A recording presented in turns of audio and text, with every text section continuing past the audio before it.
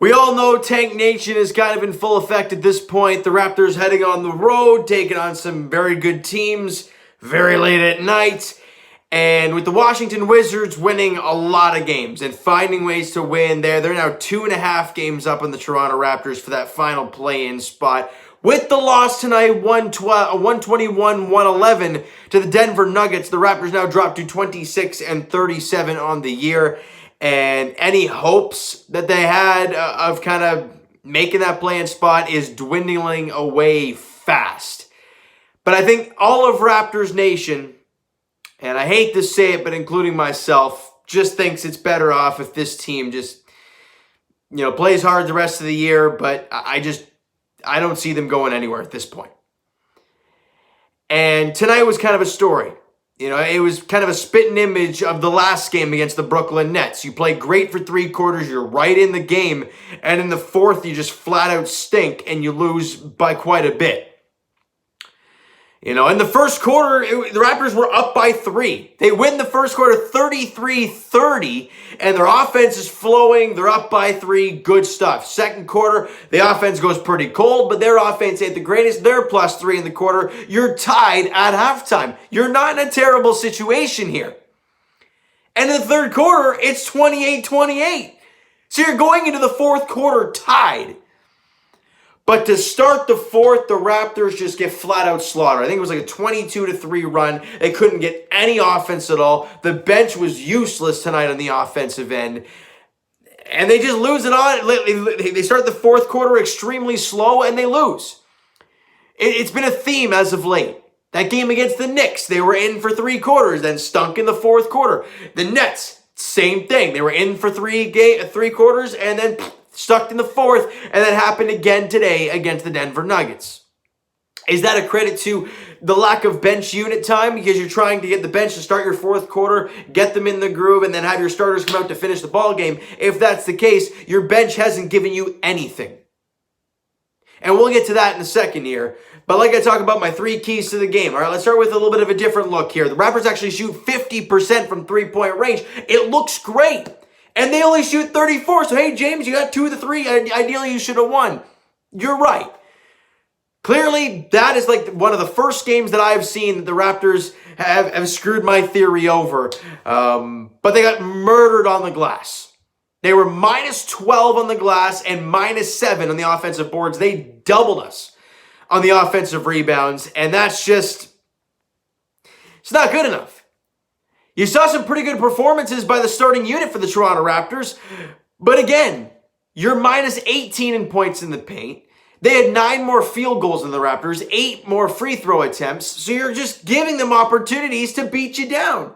I don't care. Jamal Murray or not, that team is very good. Let's get through this starting unit and talk about what they did, because like I said, there was a lot of really good things happening with that starting 5.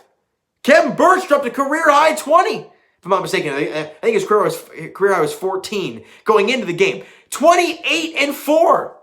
He played 36 minutes, but 28-4 on 8 of 10 shooting, was 2 of 2 from 3, had 2 steals and a block. Kevin Burch was awesome. Pascal 11, 5 and 2, but he only took 11 shots. He was 5 of 11, which isn't bad. Took 1 3, made that 1 3. Clearly, he was not the focal point of the offense today. So you can't really just yell at Pascal.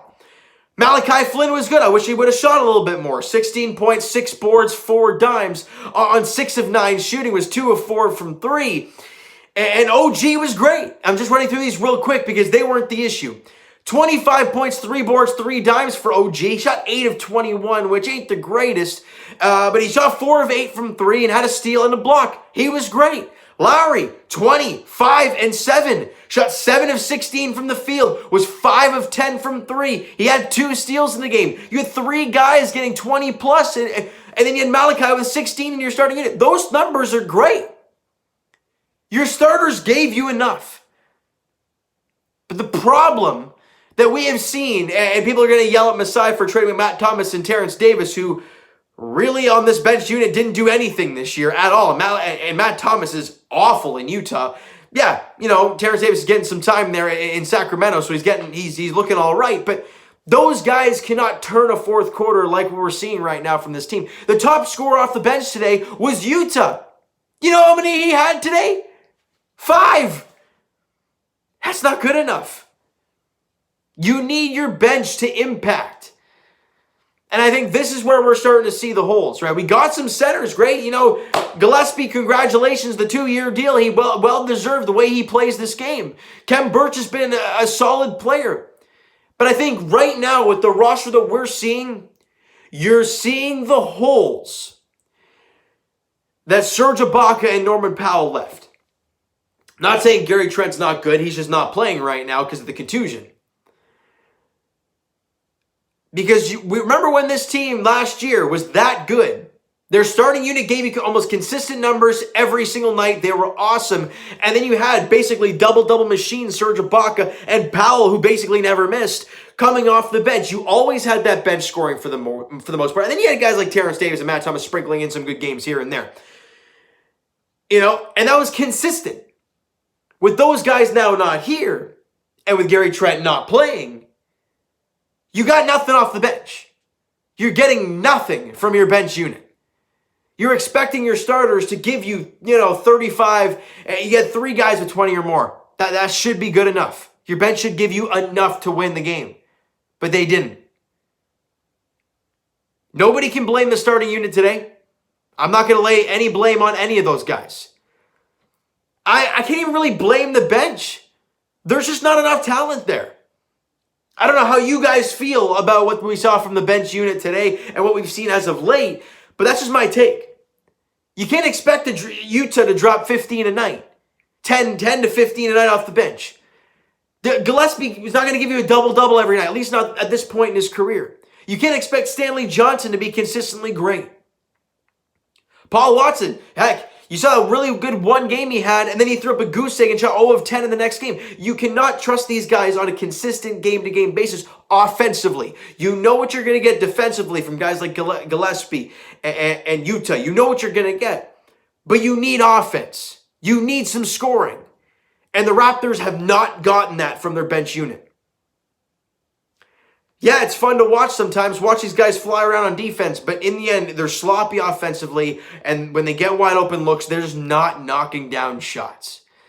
And you're forcing your starters to play upwards of 40 minutes. Kem Birch, did you expect the guy to ever play 36 minutes for the Raptors? No. But you didn't get anything from anybody else today.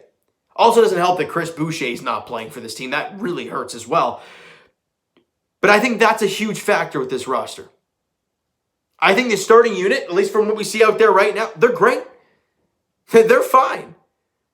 But it's everything else. The giant holes in the Toronto Raptors team right now. With the loss, like I mentioned earlier, they dropped to 26 and 37 on the year. The playoff hopes are dwindling away to nothing. And I think every Raptor fan at this point is like, hey, Tank Nation, you know what? We're here. And I understand that. The next game for the Toronto Raptors, though, is on Saturday night. It's a 10 p.m. tip-off. Raptor fans, the next 3 games are going to be absolutely brutal. Not because of the teams well, it could be because of the teams you're facing. You're facing Utah, the Lakers, and the Clippers. But they're all 10 o'clock games. So it's going to be a rough one for me. The Lakers video and the Utah video, if I get a nap in, then maybe, but I probably won't be able to get those videos uploaded to you guys that night. I'll do everything I can to make it happen, but I can't guarantee anything. All right? The next game, as I mentioned, for the Raptors is on Saturday. It's a 10 p.m. tip-off in Utah, taking on the Jazz, one of the, if not the best team in the Western Conference. Raptors, last time we faced Utah, we actually beat them, but I don't know what to expect. This team is so inconsistent, and you never know what you're going to get from your bench. That's plain and simple, all right? So you know what, guys? That is going to do it for this one. If you enjoyed the video and not the game today, but if you're a Denver fan and you loved the game tonight, smack the like button. Do appreciate that. Hit the subscribe button if you guys not already. Comment down below your thoughts on the video, your thoughts on the game. What'd you like, what'd you not like from today's game? Also, do you agree with me in the sense that the starting unit gave you enough today, but your bench just is not good enough? That's just my take. I want to hear your thoughts in the comments below. Go crazy. Twitter's down below for myself. Follow up, send me a DM, do all that great stuff. The Instagram link is down below, so follow up there if you have not done so already. And I will talk to you guys Blue Jays edition, game 1 of the 3-game set against the Atlanta Braves, going tomorrow night at TD Ballpark. Blue Jays got a bullpen day tomorrow, so we'll have to see how that all plays out. As for the Leafs, their next game is on Saturday night as they host the Vancouver Canucks. 7 p.m. puck drop there as the Leafs look to win game number 5 in a row and kind of gear up towards the playoffs. 6 games remaining for the Toronto Maple Leafs in their regular season play. And as for the Raptors, we get closer and closer to the season coming to a close. 1 game at a time, Raptor fans, on Saturday, 10 p.m. tip-off in Utah, taking on the Jazz. All right, so thank you guys so much for listening and watching. Hope you enjoyed the video. We'll talk to you guys then.